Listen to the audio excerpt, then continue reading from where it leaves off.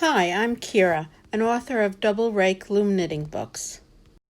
In this video, I'm going to demonstrate how to add rake crosses to stockinette brioche. Crosses on stockinette brioche are used to move the raised ribs to create pattern and cables, like the examples in this slide.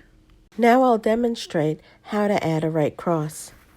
A rake cross is a cross that moves a stitch towards the right.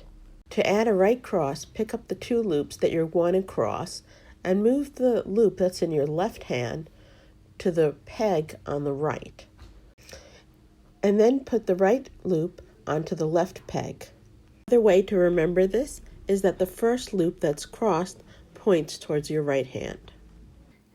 Now, while the loops are still up at the top, I'm going to cross them. And the reason that I want to cross them while they're still up on the top is so that they don't stretch so much. Okay.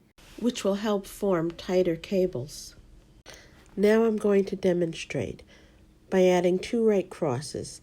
So now I'm going to add rake crosses between pegs 4 and 5 and 6 and 7. So the first cross loops towards my right hand, and I put the other loop onto the other peg. Okay.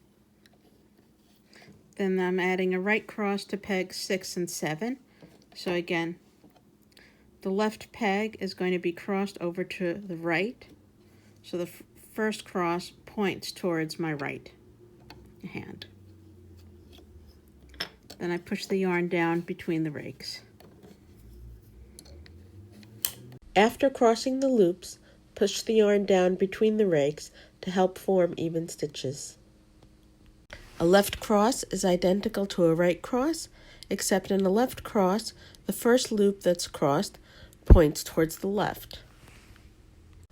When adding crosses, it's important to check your work because it's easy to make a mistake. When I add crosses, I also check to make sure that the stitches on the previous row are crossed correctly. For example, this is what a right cross on your previous row should look like. I can tell that it's a right cross because the bottom stitch points to the right. And if you're adding right crosses that are offset by one stitch, this is what your previous row should look like. And the last pair of stitches on those two pegs should be parallel to one another. If they're crossed, then you've made a mistake. And either this pair of stitches should not be crossed, or on the previous row, you should not have crossed your stitches. If you have consecutive right crosses between the same pair of pegs, this is what your crosses will look like. Similarly, when you're adding offset right crosses, if you see two consecutive right crosses, one on top of another, you know that you've made a mistake. After I finish crossing stitches on a given row, I go back to check to make sure that I have right crosses and left crosses in the right positions.